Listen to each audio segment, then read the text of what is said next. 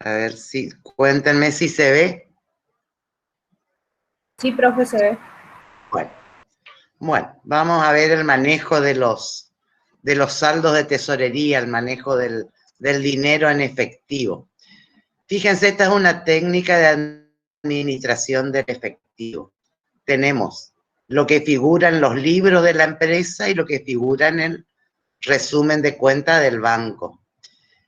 Este es el saldo inicial. Nosotros emitimos el primer día un cheque de 1.000 pesos, nos queda un saldo final de 4.000, pero ese cheque que emitimos no se acredita hasta el día 3 en el banco. O sea, no impacta en el saldo del banco hasta el tercer día. El segundo día recibimos un cheque de 2.000 pesos. Ese cheque recién se acredita el día 4, ¿sí? Quedó en manejo de los saldos de tesorería la Firmino. Ah, bueno, voy a tener que hacer como el otro día, Ahí, mostrarle. ahora sí se ve. Está el tema que se ve más chiquito esto, pero bueno. Si la agrando no va. Bueno, fíjense, gracias Antonella, fíjense que nosotros lo que yo les decía, el primero emitimos un cheque de 1.000 pesos y registramos en nuestro libro de bancos, pero ese cheque recién lo debitan el día 3, o sea, mientras tanto mantenemos el mismo saldo en el banco. Recibimos el segundo día un cheque de 2.000 que recién nos acreditan el día 4.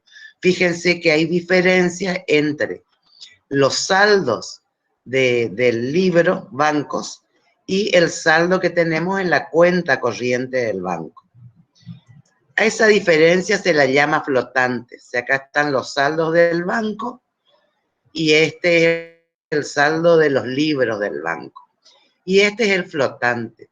O sea, la idea del manejo de esto, si nosotros hiciéramos pagos con cheques y enviamos los cheques por correo hasta que se depositen, hasta que nuestro acreedor cobre ese cheque, nosotros seguimos teniendo la idea en el banco. O sea, y la idea es administrar este flotante. ¿Cuál sería? Tratar de que los cheques entren, los que emitimos nosotros, lo más tarde posible, y los que emiten nuestros clientes y nos envían a nosotros, que nos acrediten lo antes posible. O sea, en realidad hoy prácticamente todo se maneja con transferencias. Bueno, o sea, lo que tenemos que considerar es la sincronización del flujo de efectivo. O sea, debe contar siempre con dinero suficiente en el banco para afrontar nuestros pagos. Y acá tiene que ver el proceso ese que yo les comentaba, que es el uso de la compensación de los cheques, que implica usar esa flotación, tratando de que los cheques que emitimos entren lo más tarde posible y los que recibimos se acrediten lo antes posible. Bien. Bueno, vamos a ver la relación entre rentabilidad y liquidez. Estos son los índices de liquidez que todos conocen. O sea, los licenciados habrán visto esto en contabilidad para la gestión y los contadores lo vieron en estados contables. Hay una liquidez que se llama, una liquidez que es la liquidez a secas, digamos, que es el activo corriente sobre el pasivo corriente. O sea, como todos los índices, ustedes saben que el denominador es siempre el 100% o 1. Si nosotros trabajáramos en tanto por 1 y esto nos diera 1,15, quiere decir que tenemos 1,15 pesos de activo corriente por cada peso de pasivo corriente. O sea, la idea es que este índice de liquidez sea superior a 1. Si es igual a 1 es porque el activo corriente es igual al pasivo corriente. En realidad estos índices lo que no tienen en cuenta es el tiempo, porque el índice de liquidez podría ser mayor a 1 y no podrían estar sincronizados nuestros ingresos por venta con los pagos que tenemos que hacer a los proveedores, porque son índices estáticos, miden con información del balance, que es una foto. Y un índice de liquidez menor a 1 estaría indicando que por cada peso de pasivo corriente tenemos menos de un peso de activo corriente. Y eso nos va a traer seguramente problemas financieros. Bueno, vamos a mirar ahora el índice de rentabilidad. Rentabilidad del patrimonio neto, que es. Este es el índice de Dupont que ya habíamos visto. Es la rentabilidad de los activos que se descomponía a su vez en utilidad sobre ventas. Esto nos da el margen sobre ventas por las ventas sobre el activo total que nos da la rotación, por el activo total sobre el patrimonio neto. Que esto nos estaría indicando que parte del activo total financia el patrimonio neto. Fíjense que nosotros, cuando calculamos la rentabilidad del patrimonio neto, solemos calcular esta utilidad después de intereses sobre el patrimonio neto. Acá lo que hacemos es descomponer para ver qué parte de esa rentabilidad obedece al margen, a la utilidad sobre venta, qué parte obedece a la rotación y qué parte del activo total se financia con patrimonio neto. O sea, es una forma más desagregada de analizar la rentabilidad. La liquidez es la capacidad que tenemos para cumplir con nuestros compromisos en tiempo y forma. Normalmente lo que suele pasar es que si tenemos mucha liquidez o muy buena liquidez, como esos fondos están ociosos, lo que estamos haciendo es perder rentabilidad. Si nosotros buscamos rentabilidad y tenemos invertidos esos fondos, podemos tener problemas de liquidez. O sea, es complicado alcanzar el equilibrio entre rentabilidad y liquidez. Bueno, acá la liquidez en los índices que vimos está referida a todo lo que compone nuestro activo de trabajo. Y lo que estamos tratando es de cubrir los riesgos operativos, o sea, los riesgos de las operaciones habituales de la empresa. No tener la mercadería a tiempo, no poder ofrecer mejores condiciones de venta, no tener disponibilidad suficiente para afrontar nuestros compromisos. Por eso decimos que si nosotros queremos satisfacer el objetivo rentabilidad, una de las restricciones es mantener una adecuada liquidez. O sea, no podemos alcanzar los dos objetivos al mismo tiempo. Si tenemos mayor liquidez, como les decía, tenemos menos rentabilidad. Y la relación también es inversa entre liquidez y riesgo. Si tenemos mayor liquidez, tenemos menor riesgo de insolvencia. Si queremos trabajar con menor riesgo de insolvencia, menor riesgo de poder afrontar los compromisos que asumimos, tendríamos que trabajar con una menor liquidez. Bien. Fíjense, vamos a ver el tema del riesgo. O sea, nosotros podemos reducir los riesgos. Acá tenemos los niveles máximos y mínimos de riesgos y costos. Medimos en el eje de las ordenadas. Y liquidez en las abscisas. Y tenemos dos situaciones diferentes de liquidez, la A y la B. La A tenemos una mayor liquidez, pero eso implica mayores costos. Costos en términos de costo de oportunidad por tener el dinero ocioso. Y menores riesgos, porque la relación es inversa. Si nosotros nos ubicamos en una posición B de liquidez, los costos van a ser menores porque vamos a tener mayor cantidad de dinero en efectivo, pero los riesgos van a ser mayores. ¿Alguna duda, alguna pregunta hasta acá? ¿Están? No, profe, ninguna duda. Bueno, ¿se escucha bien, Antonella? Sí, profe, se escucha bien. Por la lluvia también. Bueno, vamos a ver las inversiones transitorias. Estas serían las inversiones que hacemos mientras no necesitamos los fondos, el excedente que tenemos. ¿Se acuerdan que cuando ustedes hicieron la posición financiera en los prácticos, después del saldo acumulado, teníamos un saldo mínimo? En el ejemplo que habíamos visto, que yo les había explicado, ese saldo mínimo era un déficit y recurríamos a un adelanto en cuenta corriente, negociábamos un acuerdo en cuenta corriente con el banco. Acá sería la situación contraria, tenemos un excedente de dinero en efectivo y con esto realizamos inversiones transitorias. ¿Qué características tienen las inversiones transitorias? Decimos que son casi efectivos porque se pueden convertir rápidamente en efectivo sin perder en el cambio, que ese es uno de los objetivos. O sea que si uno invierte, cuando necesita el dinero, no tenga que liquidar esas inversiones a un precio inferior al que las compró.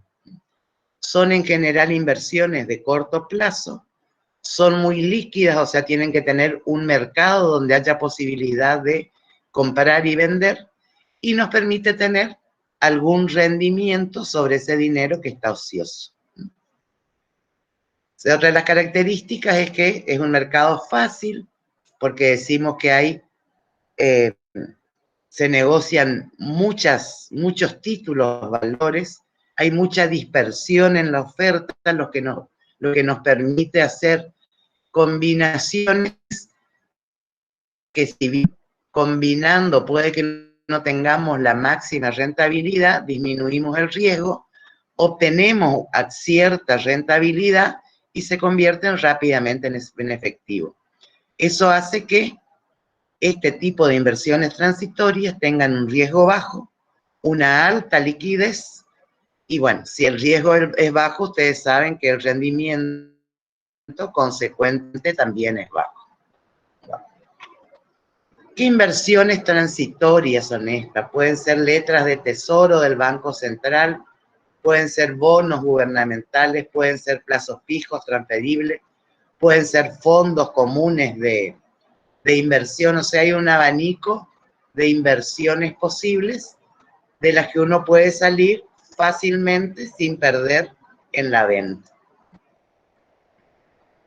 Pueden ser sustitutos de los saldos en efectivo, porque si son fácilmente disponibles no tendríamos problema, y suelen ser inversiones temporales que uno utiliza cuando tiene actividades con marcada estacionalidad o va realizando estas inversiones transitorias para un aumento futuro del capital de trabajo, por ejemplo. Bien. Bueno, con esto terminaríamos la unidad 3.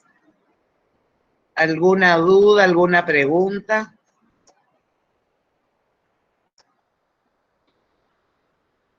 No, profe. No, profe. Bueno, bien. Seguimos entonces. Vamos a la 4. En la 4 vamos a seguir viendo. A ver. ¿Que está queriendo entrar alguien? Bien.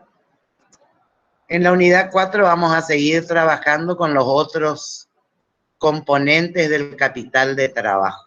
O sea, vamos a empezar con la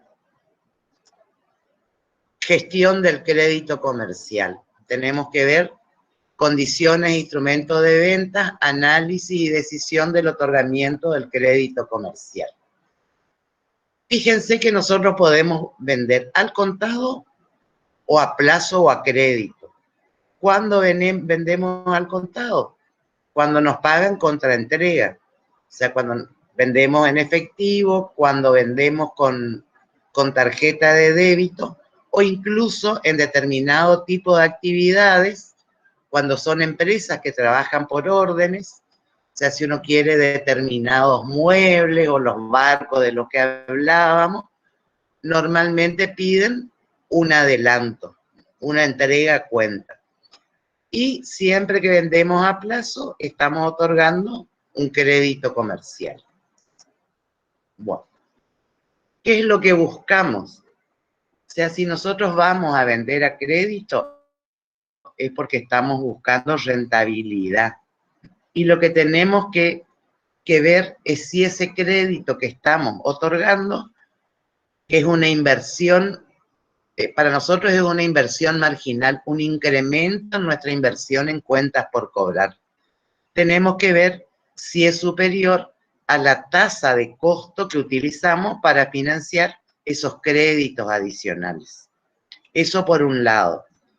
Y por otro lado, esa rentabilidad que le pedimos, además de ser superior a la tasa de costo de capital, que ya vamos a estudiar más adelante, tiene que ser mayor a la rentabilidad de una inversión alternativa o de una política de créditos alternativa.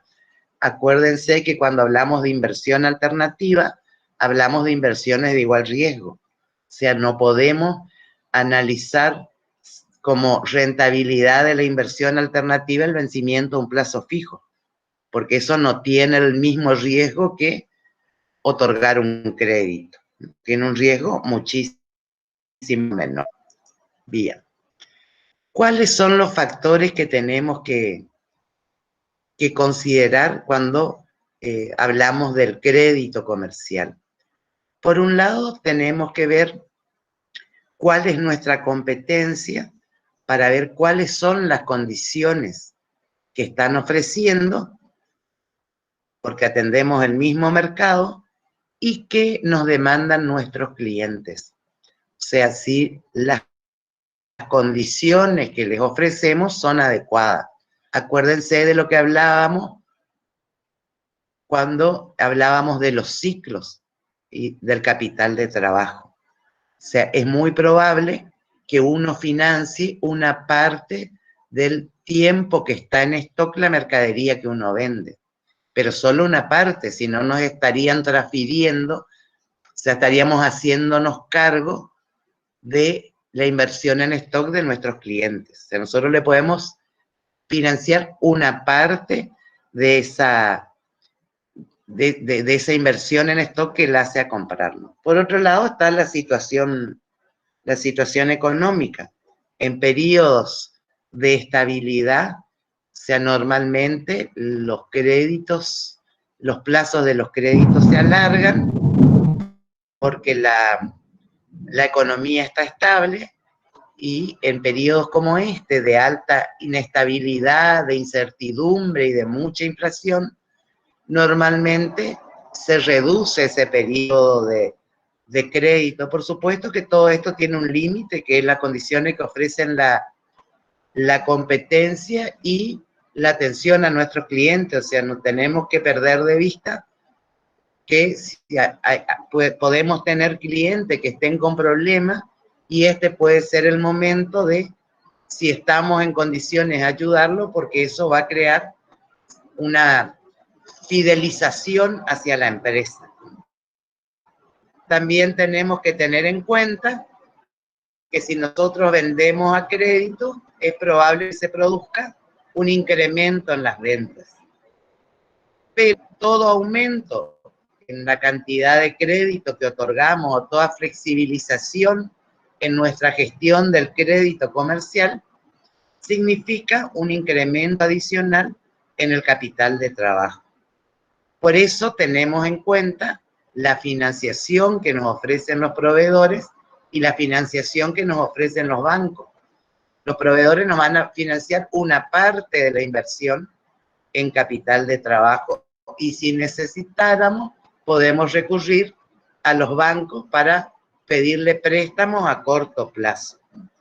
Y también va a depender del tipo de producto. O sea, normalmente los productos perecederos se venden al contado con muy poco plazo, y los productos que son más durables o más costosos tienen un plazo de financiación mayor. O sea, no es lo mismo ir a comprar al supermercado del barrio o a un supermercado con la tarjeta de crédito, ¿sí?, que podemos financiar hasta en 3 veces, si fuera con tarjeta de crédito, y el supermercado del barrio posiblemente no financie hasta fin de mes, que si nos vamos a comprar un auto, por ejemplo, o un televisor, o una computadora, ¿sí?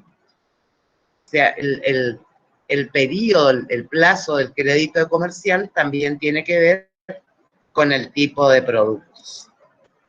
Bueno, ¿cuáles son los elementos de la política de crédito que vamos a ir viendo uno por uno?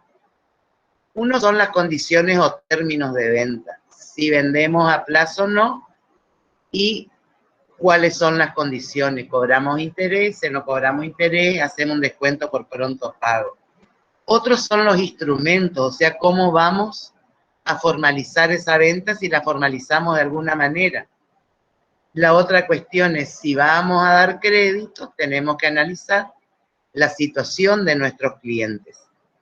Y por último, definir la política de cobranza, que sería la etapa final de esta gestión del crédito comercial. Bueno, normalmente, cuando hablamos de las condiciones, hablamos del plazo y de ofrecer algún tipo de descuento. Vamos a ver el plazo. El plazo tiene que ver, como yo les decía, con que los productos sean perecederos o no. O sea, imagínense que tenemos unos invernaderos y vendemos morrones, por ejemplo. Profe, O sea, ¿sí? quedó en la filmina 5, se quedó. ¿En la 5 quedó? Sí. ¿Ahí? Todavía sí en la ¿Ahí 5. se ve, Antonella? Bueno, Todavía se ve. De esto es lo que vamos a hablar ahora. Vamos a empezar con las condiciones. ¿Se escucha bien? Porque acá también está lloviendo fuerte. Se escucha bien, profe. Bueno, entonces yo les decía que cuando hablamos de condiciones estamos hablando del periodo del crédito. Y ya vamos a ver con qué tiene que ver. Y de los descuentos por pronto pago. Cuando hablamos de periodo del crédito, tenemos que tener en cuenta el tipo de productos, si son perecederos o no perecederos. Por ejemplo, si nosotros tuviéramos un invernadero que hace morrones y nosotros vendemos a los grandes supermercados y a los supermercados de barrio, lo más probable es que no entreguemos, que ese producto no lo vendamos a crédito, porque o sea, los morrones tienen un periodo de vida muy corto y si el cliente no nos llega a pagar, no tendríamos cómo recuperar. O sea, no vamos a tener los morrones de nuevo. Entonces hay que tener en cuenta cuál es la vida que tiene ese producto. Si son no perecederos y dependiendo del tipo de producto, cuando sean bienes durables, los plazos que vamos a otorgar van a ser seguramente mayores. La otra cuestión a tener en cuenta es si nosotros vendemos productos terminados o si vendemos insumos, porque eso también va a tener que ver con los plazos. Si nosotros vendemos productos terminados, como estamos en el negocio, tenemos alguna idea de cuánto tiempo están esos productos en stock y le vamos a financiar una parte de ese periodo medio de stock a nuestro cliente. Y lo mismo pasa con los insumos, pero solamente una parte de su capital de trabajo. La otra cuestión a tener en cuenta es la demanda del consumidor. O sea, si son productos que están instalados en el mercado, uno a lo mejor puede ser un poco más restrictivo en cuanto al periodo del crédito, dependiendo de la competencia. Pero si son productos nuevos y uno quiere imponerlos en el mercado, seguramente va a tener que ofrecer condiciones más interesantes hasta tener ese mercado. La otra cuestión es el tema de qué vale el costo del producto y qué margen nos deja. O sea, cuanto mayor sea el margen, mayor va a ser el periodo del crédito. La otra cuestión a analizar y que tiene que ver con los clientes es el riesgo del crédito. O sea, cuando estudiamos al cliente ya vamos a ver que tenemos que analizar cuál es la posibilidad de que ese cliente nos pague. también va a depender de la competencia. O sea, no podemos perder de vista lo que están haciendo nuestros competidores. Y además, ¿a qué tipo de clientes estamos vendiendo? ¿Son mayoristas? ¿Son minoristas? ¿Vendemos al público? ¿Tenemos clientes institucionales? Eso puede hacer que las condiciones de venta sean diferentes. O sea, los plazos que estemos otorgando sean diferentes. ¿Qué es lo que se suele hacer habitualmente? Nosotros tenemos, si vendemos a crédito, aunque digan en las publicidades que los productos son a tasa cero, eso no es cierto. A tasa cero es el precio de lista. Si uno dice pago en efectivo, seguramente el precio cambia. Hay dos formas de vender. Una es ofreciendo descuento y otra pagando intereses. Por supuesto que es mucho más simpático para nuestros clientes que le ofrezcamos un descuento. Por ejemplo, si nos pagan dentro de los 3 días, le hacemos 3% de descuento a 20 días, neto a 60 días. Eso quiere decir que si ellos nos pagan dentro de los primeros 20 días de recibido el producto que nosotros vendemos, nosotros le vamos a hacer un 3% de descuento. Y que si no hacen uso de esa opción, tienen 60 días para pagarnos el 100%. Quiere decir que el plazo del crédito es de 40 días. La diferencia entre los 20, que son el periodo en el cual ofrecemos el descuento, y los 60, que es el plazo total del crédito. Y fíjense, si ustedes calculan la tasa efectiva anual, fíjense ese inofensivo 3%, en cuánto se transforma, ¿sí? Es un 32,04% la tasa efectiva anual de descuento que estamos ofreciendo. O sea, es un descuento muy interesante, que cuando uno ve un 3, pareciera que fuera poco. La otra opción es decirle, si usted me paga al contado, yo le cobro X cantidad. Si me paga crédito dentro de los 60 días, le cobro esa tasa efectiva anual. O sea, es menos amigable, digamos, menos agradable para el cliente que uno le cobre intereses. Entonces es mejor, y casi todas las empresas optan por ofrecer un descuento por pronto pago. Bien, ¿alguna duda con las condiciones?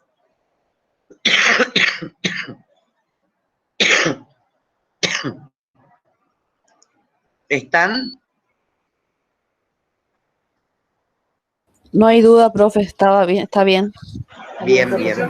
Bueno, vamos entonces con los instrumentos. ¿Cuáles son los instrumentos? Uno es la cuenta corriente comercial. O sea, la cuenta corriente comercial generalmente es un acuerdo de palabra donde uno le autoriza al cliente a comprar cierto monto en cuenta corriente con estas condiciones de descuento del que yo les comentaba, con distintos plazos de pago. Eso es lo habitual. O sea, en algunos casos puede ser que nosotros tengamos dudas de la calidad del cliente y le pidamos que firme un pagaré. O sea, que el pagaré puede ser a una fecha determinada o puede ser un pagaré a la vista para cobrar cuando nosotros consideremos, digamos, si no cumplen el plazo, presentamos directamente el pagaré al banco. Puede que vendamos con tarjetas de crédito. Si vendemos con tarjeta de crédito, en realidad el banco nos hace un descuento por vender con la tarjeta, nos cobra una comisión y la financiación la realiza el banco. Puede ser que de acuerdo al tipo de producto. Por ejemplo, para la venta de autos es bastante habitual que tengamos un plan de ahorro, o sea, donde nuestros clientes vayan pagando cuotas y después puedan, pasada X cantidad de cuotas o desde el principio, licitar el auto, o se va sorteando el auto y el que le toca tiene el auto mientras sigue pagando las cuotas. Otra forma es la factura conformada, donde esa factura es presentada al banco y nos dan la conformidad para el pago de la factura al vencimiento. Lo mismo sucede con las letras de cambio, o sea, es como un pagaré que uno lo presenta al banco y el banco se compromete a pagar esa letra de cambio al vencimiento de el cliente al que le está financiando la operación. Las aceptaciones bancarias son similares. Normalmente las aceptaciones bancarias y los créditos documentarios se utilizan más para operaciones de comercio exterior. Cuando uno compra a un proveedor en el exterior, normalmente le piden o una aceptación bancaria, o sea, el compromiso del banco de que le van a pagar, o un crédito documentario, que sería demostrarle a nuestro cliente del exterior que el banco con el que trabajamos nos dio un crédito para hacer frente a esa financiación y que inmediatamente que la mercadería llegue van a poder cobrar. Bien. ¿Qué es lo que analizamos para otorgar un crédito? Para otorgar un crédito, lo que tenemos que considerar es qué efecto va a tener sobre los ingresos.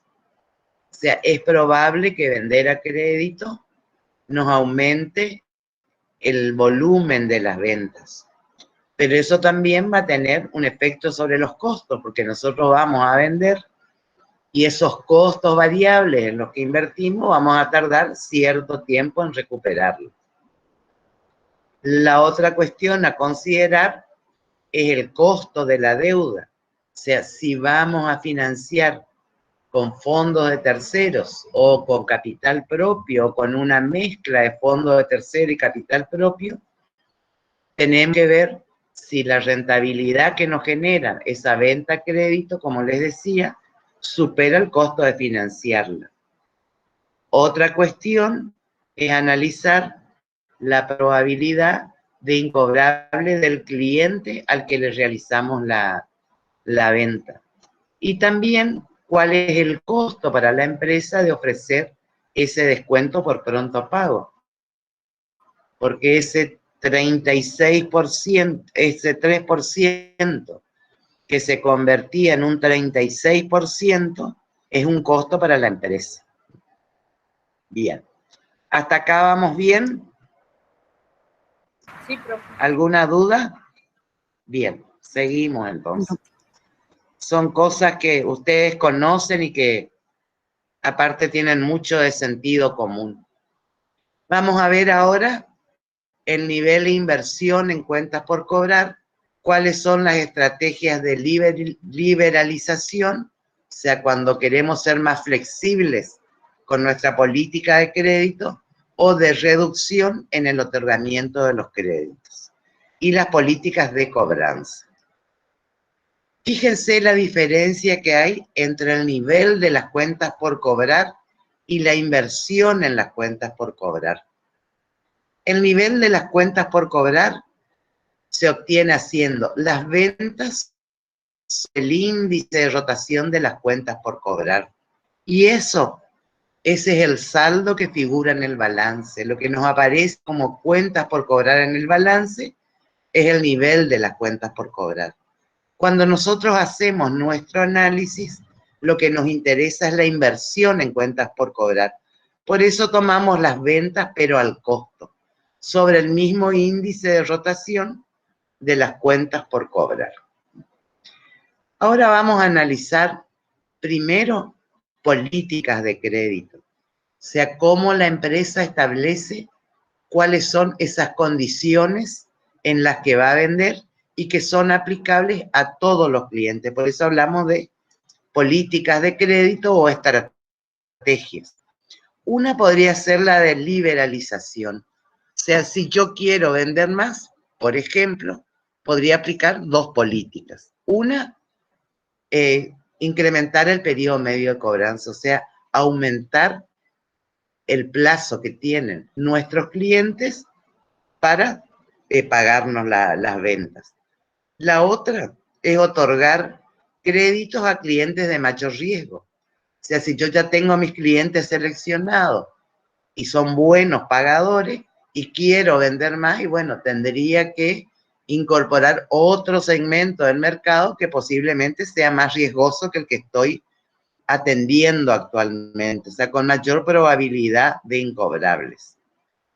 Y si nosotros lo que queremos es aplicar una política de reducción o una estrategia de reducción de las cuentas por cobrar, podemos otorgar descuentos por pronto pago, podemos reducir, que es el otorgar descuentos por pronto pago es una estrategia de reducción o una política de gestión del crédito comercial que no implica una disminución en las ventas, sí una disminución en la inversión porque tiene un menor periodo medio de cobranzas. O podríamos reducir el periodo medio de cobranza y en este caso es probable que perdamos ventas o otorgar créditos a clientes con menor riesgo. Bien, o sea, estas dos serían las opuestas a la de liberalización. La única que es exclusiva de reducción es otorgar descuentos por pronto pago. ¿Cuáles son las variables que limitan? No. Sí, perdón, ¿no cambió? No. ¿Ahí cambió, Antonella? Yo todavía sigo viendo el nivel de inversión, o sea, la 13. Sí. ¿Ahora? ¿Se ve? No, todavía no. A ver, voy a dejar de compartir y voy a volver a compartir. No sé qué le pasa. ¿Ahí se ve? Ahora sí, profe. Bueno, lo que yo les decía es que en las estrategias de liberalización, una de las cosas que podemos hacer para aumentar las ventas es incrementar el periodo medio de cobranzas. Y la otra cosa es atender a otro segmento de mercado, que serían los clientes de mayor riesgo. O sea, vamos a vender más, seguramente también vamos a tener un porcentaje mayor de incobrables.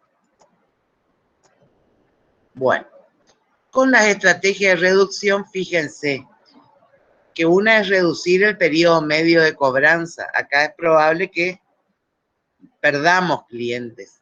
La otra es otorgar créditos a clientes con menor riesgo. Y la que es específica de la reducción de las cuentas por cobrar es el otorgamiento de descuentos por pronto pago.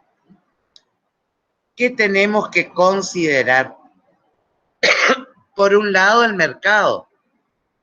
O sea, si nosotros aumentamos el periodo medio de cobranza y damos más pasos que nuestros competidores, posiblemente haya una reacción de parte de ellos.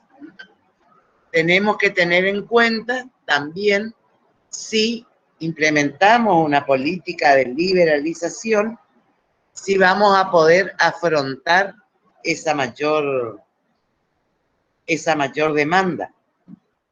Y después, ¿qué efecto va a tener esto en los flujos de caja de la empresa, en los flujos de fondo, en nuestro presupuesto financiero? Bueno, vamos a ver cómo evaluamos una política de crédito. O sea, primero miramos qué impacto tienen las ventas, pero lo que nos interesa en realidad es el impacto que tiene esa política de créditos en la rentabilidad. Y si la política de crédito que estamos queriendo implementar aumenta o no la rentabilidad. Si no aumenta la rentabilidad, por supuesto que no la vamos a adoptar. Fíjense esta estrategia de liberalización. Vamos a mirar esta columna primero. ¿Cuál es la situación actual? Hoy estamos vendiendo o pensamos vender en las condiciones actuales con la actual política de crédito 240.000 pesos. Estamos vendiendo a 60 días de plazo. Quiere decir que el índice de rotación es 60 sobre 365 dividido 60, perdón. O sea, los créditos, las ventas se cobran 6,08 veces en el año. Si nosotros vendemos las ventas, los 240.000 por 6,08, el nivel de cuentas por cobrar, lo que figura en el estado de situación patrimonial, son 39.542 pesos, este importe. Si a nosotros nos dicen que el costo variable es el 85% o el 0,85, si multiplicamos 39.452 por 0,85, la inversión en cuentas por cobrar sería de 33.534.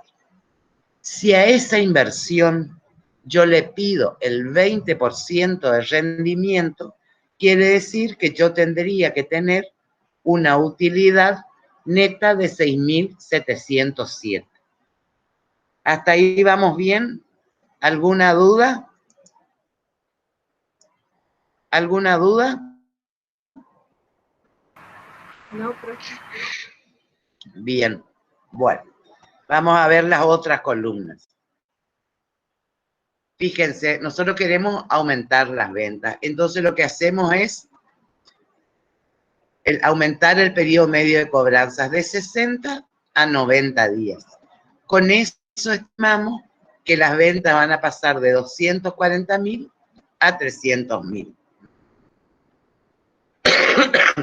El índice de rotación va a ser 365 dividido 90, 4,05 veces en el año, vamos a cobrar nuestras ventas.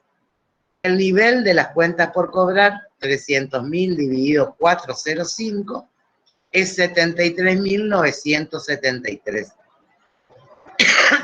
Y el 85% de este importe es nuestra inversión, que son 62.877 pesos. Si a esa inversión nosotros le pedimos el 20%, nosotros tendríamos que tener una utilidad neta de 12.575. Si yo puedo, les pregunto, ¿yo puedo aumentar el periodo medio de cobranza para los 60.000 pesos más que me van a cobrar, que me van a comprar? ¿O tengo que aumentar para todos los clientes?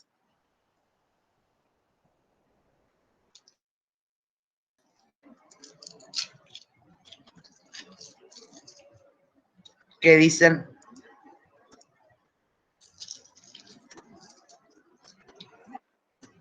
¿Puedo aumentarle el periodo medio de cobranza a los clientes nuevos y a los viejos dejarlos como están?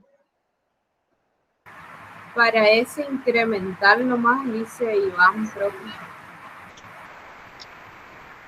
Perdón, Antonella, no te escuché bien. Para ese incremental nomás, dijo Iván. No vamos a poder, Antonella. Ustedes imagínense que son clientes de esta empresa. Hace 10 años. Y aparecen clientes nuevos y a ellos les dan 90 días de plazo. Y a mí, que estaba antes, me siguen dando 60 días de plazo. Yo me voy de la empresa.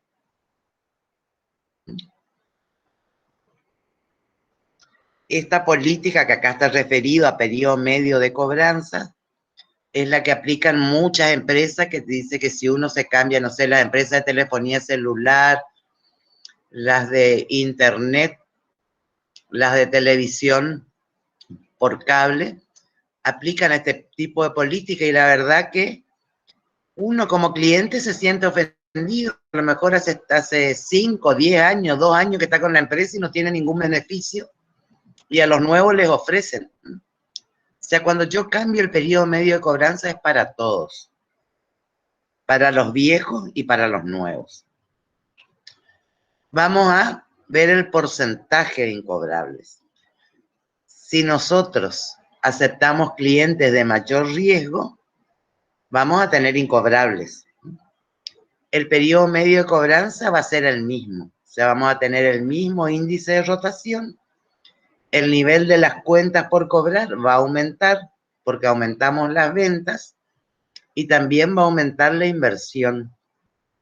Y fíjense que acá el rendimiento requerido aumenta. ¿Por qué aumenta el rendimiento requerido? Porque estamos asumiendo mayores riesgos. Acá asumimos un aumento de los un 3% de incobrables. Estos incobrables sí son sobre los 60.000 pesos de ventas nuevas. Porque si nosotros incorporamos clientes incobrables, no es contagioso, digamos, no pagar. O sea, los clientes que tenemos actualmente porque son clientes buenos, van a seguir pagando igual que ahora, y solo los nuevos van a tener este 3% de incobrabilidad. Profe, bueno. Entonces Iván, el que comentó en el chat, dice que en la realidad sí se hace eso de distinguir entre los clientes. Sí, sí, sí. O sea, lo que hacen son las empresas de telefonía celular, de televisión por cable, de internet, y la verdad que es una mala política, porque está bien, captan clientes, pero no se preocupan de los clientes que ya tienen. Y muchos de esos clientes cambian. O sea, hay gente que cambia permanentemente buscando no sé, 60% de descuento en el primer año. O sea, se anotan en esa empresa, cuando pasa el primer año buscan otra que le ofrezca el mismo descuento. O sea, no son estrategias para fidelizar clientes. O sea, nosotros lo que tenemos que hacer es, si ofrecemos un descuento por pronto pago, si aumentamos el periodo medio de cobranza, ese periodo medio de cobranza es para todos los clientes. Ahora, si aumentamos las ventas porque vendemos a clientes más riesgosos, en esos casos, sí, los clientes antiguos nos estarían pagando como siempre. O sea, de los nuevos que captemos, esperamos que un 3% sean incobrables. Vamos a la segunda parte del análisis, porque ustedes saben que para calcular rentabilidad necesitamos utilidad e inversión. O sea, acá tenemos calculadas las inversiones de la política actual, del aumento del periodo medio de cobranza y de la venta a clientes de mayor riesgo. Vamos a la otra parte.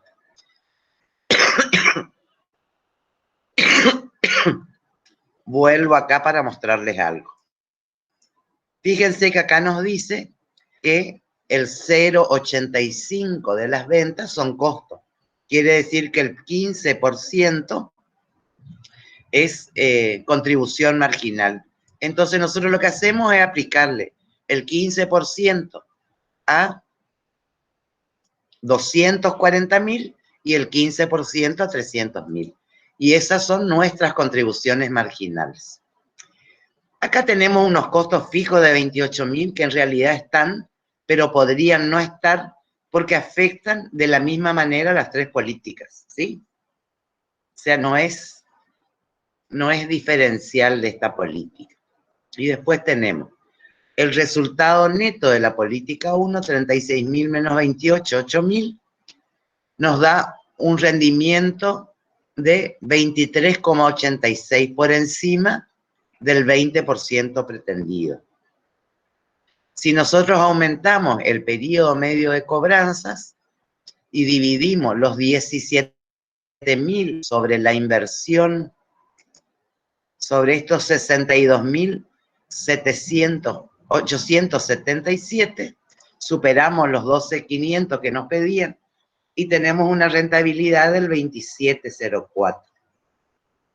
Y si vendemos a clientes de mayor riesgo, acá el 3% está sacado sobre la diferencia que hay entre los 36.000 y los 45.000, es en el incremento sobre los 11.000. Los incobrables son sobre las nuevas ventas, perdón, no es sobre 45.000, sino sobre los, veamos, sobre estos 300.000. Bien. Tampoco es sobre los 300.000, es sobre los 60.000 de incrementos. 6 por 3, 18. Acá están los incobrables, 1.800. Eso nos da un resultado neto de 15.200. Y una rentabilidad del 36,26%. Porque tenemos una menor inversión. Acuérdense, miramos acá. Acá el periodo medio de cobranza no cambió. Fíjense que la inversión es menor a la que requerimos para aumentar el periodo medio de cobranza. Por eso no podemos trabajar con utilidades. Si nosotros definiéramos en función a la utilidad, hubiéramos elegido a un medio de cobranza. Pero acá es evidente que teniendo una rentabilidad menor, como la inversión también es menor, la política de créditos más conveniente es vender a clientes de mayor riesgo. Si ninguna de estas opciones hubiera tenido una rentabilidad superior al 23,86, nos hubiéramos quedado con la política actual. ¿Hasta acá? ¿Vamos bien? Sí, profe. Bueno. Sí, profe. Vamos a las estrategias de reducción. Acá lo que queremos es disminuir la inversión en cuentas por cobrar. Entonces tenemos otra vez la situación actual, que es exactamente la que vimos, y tenemos una política de descuento por pronto pago. O sea, no vamos a aumentar las ventas. El periodo medio de cobranza con esa política se va a reducir al 35%, lo que nos hace aumentar la rotación. O sea, si hacemos 365 dividido 35, nos da que cobramos las ventas 10,40 veces en el año. El nivel de las cuentas por cobrar, los 240.000 dividido 10,40. Profe, no se cambió la finida. Ay. ¿Ahí, Antonella? Todavía no, está en la 19. No, sabe. No sé qué pasa, que se ve que voy a dejar de compartir y voy a volver a entrar. ¿Ahí estamos? Sí, profe. Bueno, fíjense que esto es exactamente igual a lo anterior. Acá, como consecuencia de los descuentos, que vamos a ofrecer un 2% y esperamos que hagan uso de ese descuento el 50% de lo que vendemos anualmente se va a vender con descuento. Entonces nosotros tenemos un índice de rotación mayor, lo que hace que nuestro nivel de cuentas por cobrar sea menor. 240.000 dividido 10,40, nivel de cuentas por cobrar 23.014, por 0,85 tenemos la inversión, 19.562. Si pretendemos un 20%, tendríamos que tener por lo menos una utilidad de 3.912. Si nosotros disminuimos el periodo medio de cobranza de 60 a 45 días, o sea, disminuimos en 15 días el periodo medio de cobranza. También esperamos que haya una disminución de 20.000 pesos en las ventas, porque hay clientes que nos van a dejar de comprar. Eso va a hacer al tener un periodo medio de cobranza menor, aumenta nuestro índice de rotación. La inversión disminuye porque disminuimos las ventas, pero también porque aumentamos el índice de rotación. Perdón, el saldo, el nivel de las cuentas por cobrar. Si a ese nivel lo multiplicamos por 0,85, tenemos la inversión en cuentas por cobrar. Si a esa inversión le pedimos el 20%, mínimo tendríamos que tener una utilidad de 4.611. Bien. Vamos a ver la otra parte. Acá tenemos las inversiones, ahora vamos a ver la utilidad. O sea, la contribución marginal sigue siendo el 15% de las ventas. Esto no cambió para nada. Acá, ¿qué le agregamos? Le agregamos el 2% sobre la mitad de las ventas. Este 2% está calculado sobre 120.000 de ventas. Eso nos da un resultado neto de 8.600, que dividido por la inversión nos da una rentabilidad de 28,63. La otra política, que es de disminución del periodo medio de cobranzas, tenemos una menor contribución marginal, no se agrega nada, un resultado neto de 5.000 y una disminución del periodo medio de cobranza, y una disminución de la rentabilidad a 21,69%. Quiere decir que si tuviéramos que analizar situación actual y disminución del periodo medio de cobranza, es preferible quedarnos como estamos. Es más rentable quedarnos como estamos. Si lo que tenemos que analizar, o sea, esa ya está descartada, si comparamos la política actual con el ofrecer descuentos, vemos que es más conveniente aplicar esta estrategia de reducción ofreciendo un descuento del 3% por pronto pago. Bueno, ¿hasta acá vamos bien? Sí, profe. Sí, profe. Seguimos entonces con la política de cobranzas. Nosotros tenemos que ver, por un lado, cómo vamos a hacer el seguimiento de las cuentas por cobrar. Y por otro lado, cuál va a ser nuestro procedimiento de cobranzas. Entonces vamos a empezar por el seguimiento. Una de las cosas que se podría hacer es sobre el total de las cuentas por cobrar de un mes cualquiera, podría ser febrero, podría ser marzo, ver qué porcentaje de las cuentas están en términos, se vienen pagando bien, y qué porcentaje de las cuentas tienen distintos atrasos, digamos, de 1 a 30 días de atraso, de 31 a 60, de 61 a 90 o más de 91. O sea, a estos hay que hacerle un seguimiento más cercano para ver cómo hacemos para que nos paguen, cómo podemos renegociar con ellos para que nos paguen. Bien. Vamos a los procedimientos de cobranza. O sea, ¿qué podemos hacer si el cliente se atrasa? Le podemos mandar un correo electrónico. Si no nos contesta, le podemos mandar un WhatsApp. Después, ya pasados los 60 días, después lo llamamos por teléfono.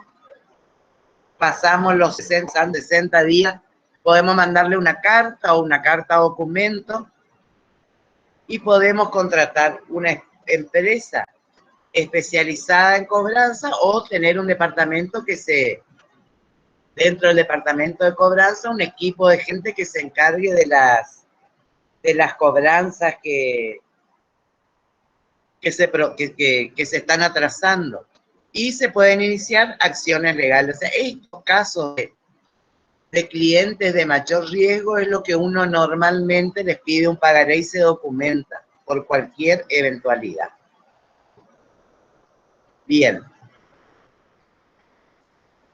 Pasamos al otro punto.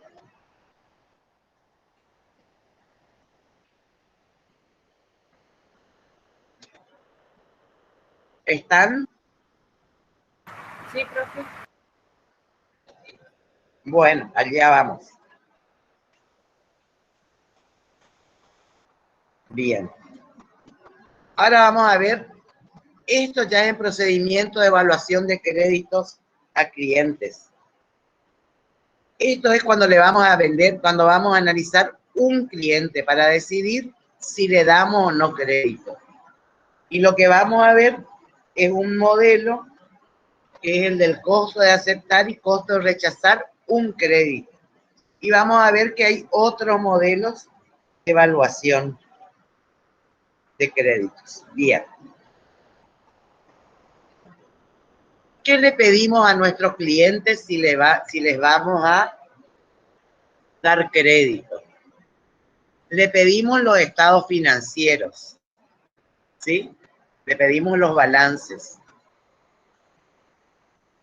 Necesitamos algún informe de crédito e historial de pago. Ustedes saben que hay empresas especializadas como el Veraz que cuentan toda la historia, todo el comportamiento de pago de la persona física o de las empresas.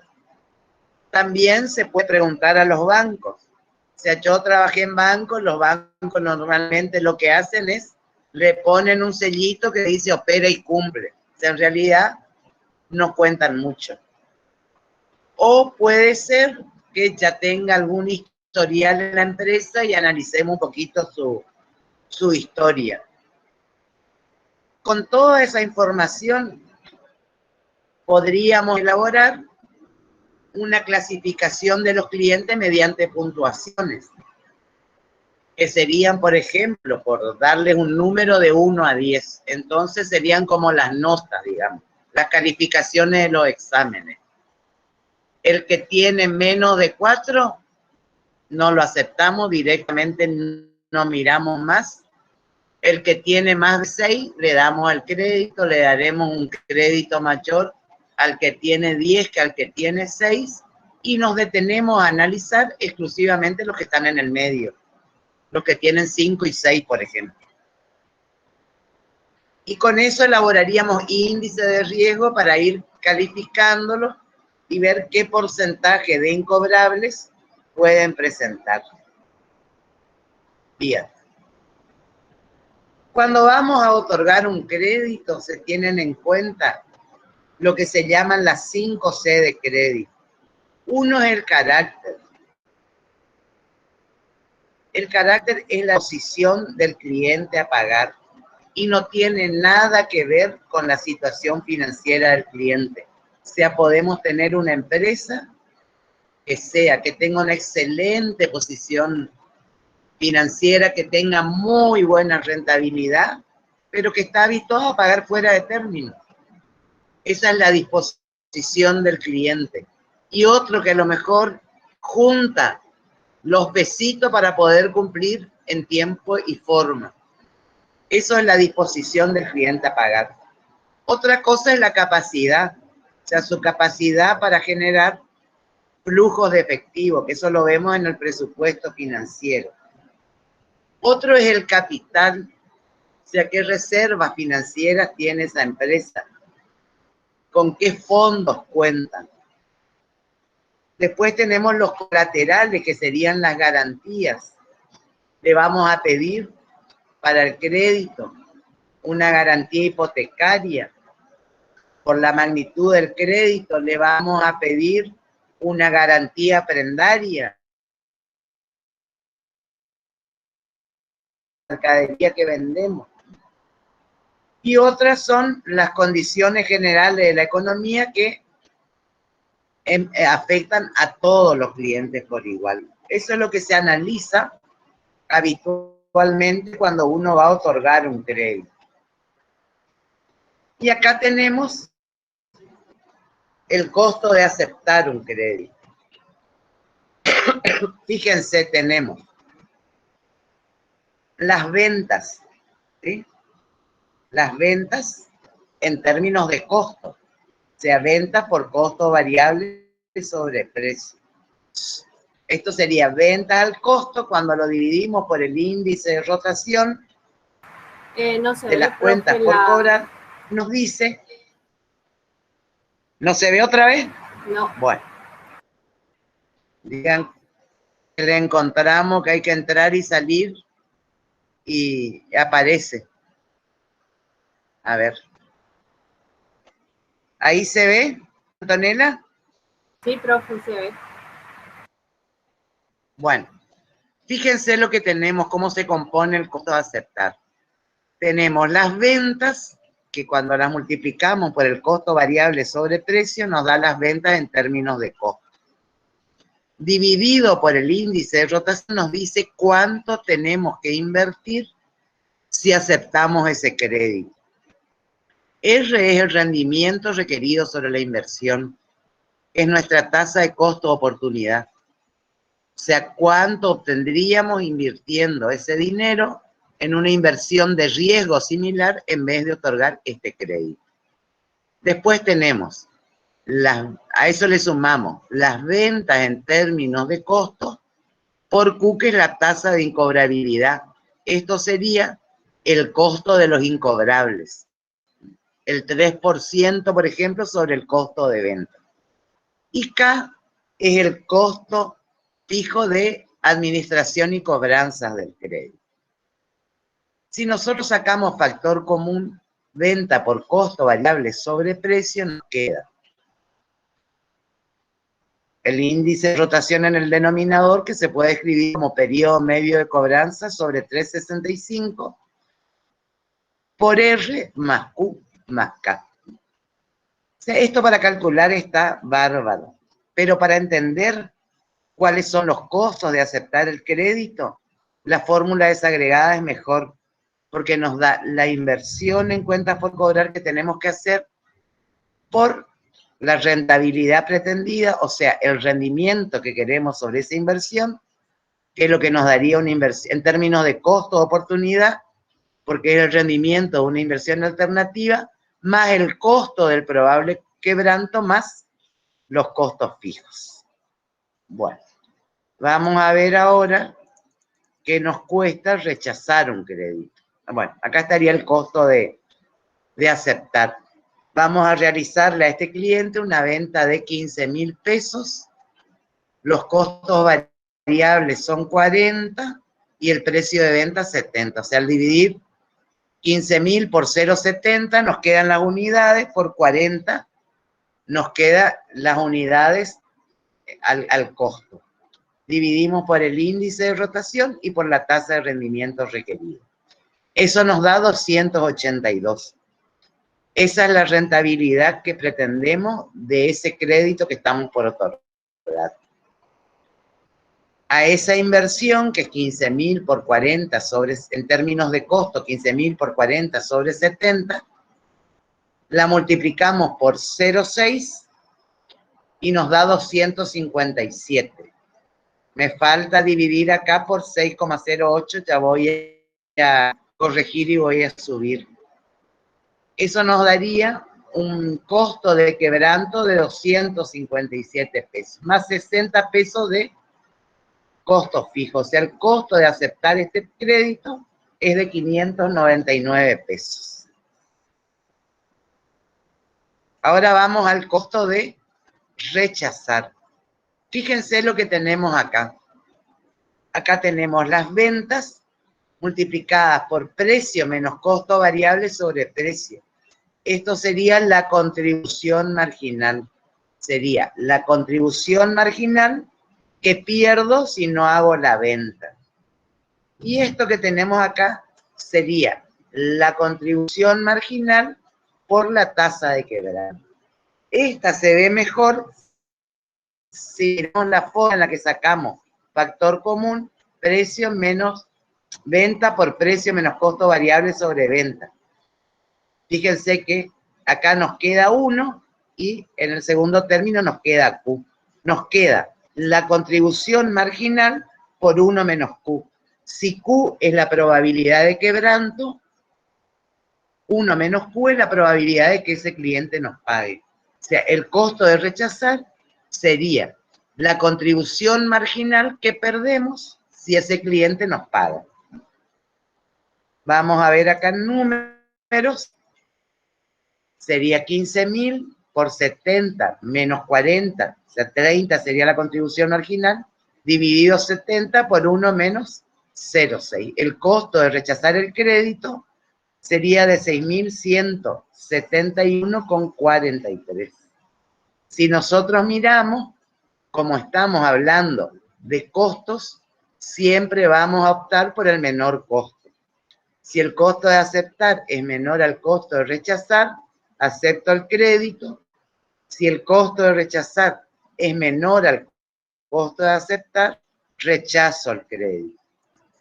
Y esta es nuestra situación. O sea, el costo de aceptar es 599, que voy a revisar si está bien, y el costo de rechazar es 6.171,46. O sea, es más costoso rechazar que aceptar. Entonces, a este cliente le voy a otorgar ese crédito de 15.000 pesos. Y vamos a ver otro modelo que es trabajando con flujos de fondos. Fíjense que acá trabajamos profe, con el valor. De nuevo. ¿Sí? ¿Otra vez? Sí. Ay. Bueno.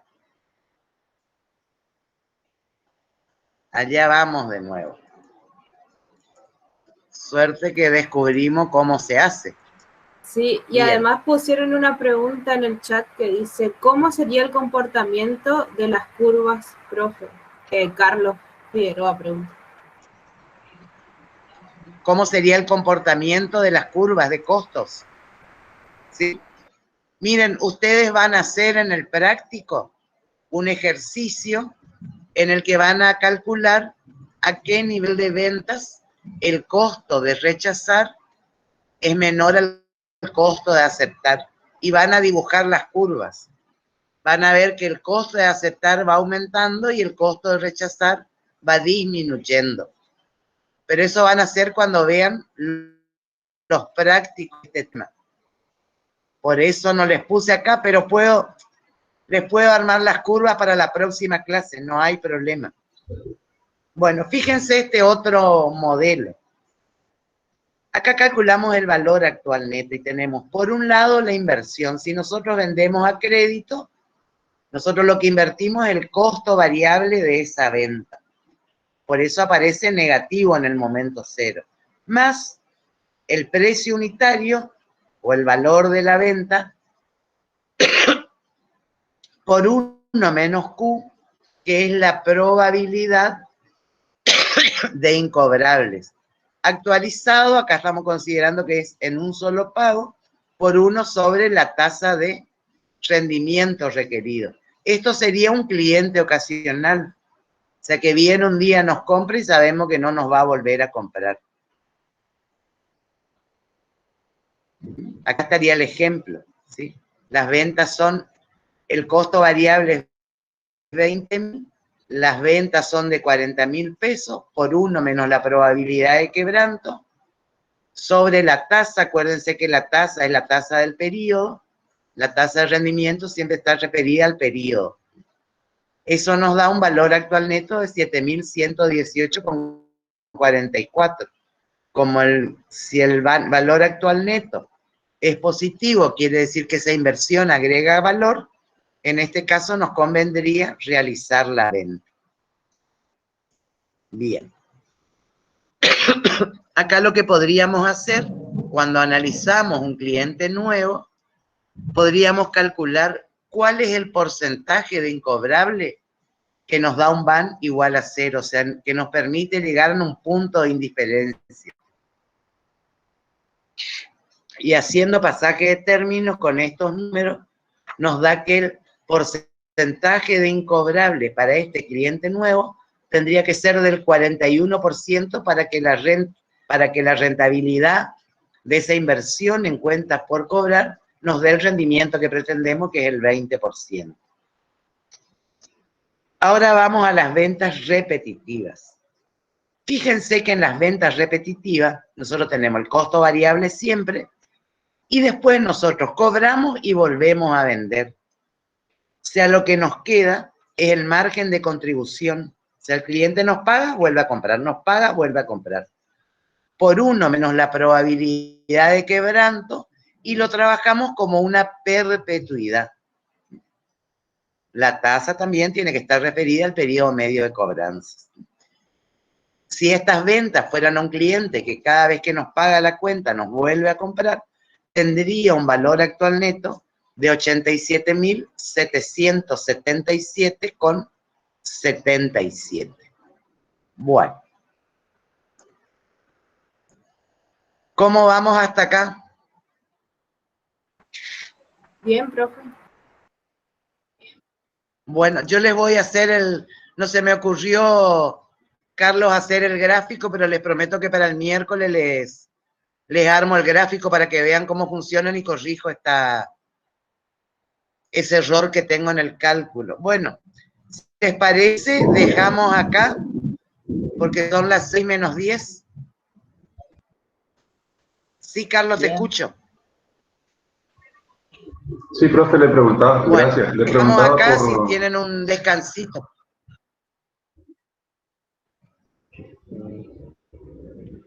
Sí, Carlos.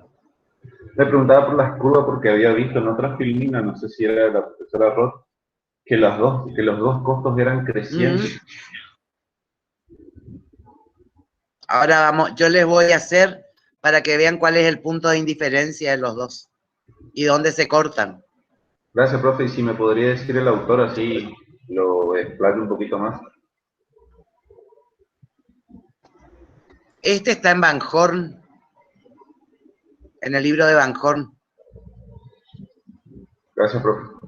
Pero ya me voy a fijar y si no tenemos en el aula virtual voy a buscar eso y les subo para que tengan también.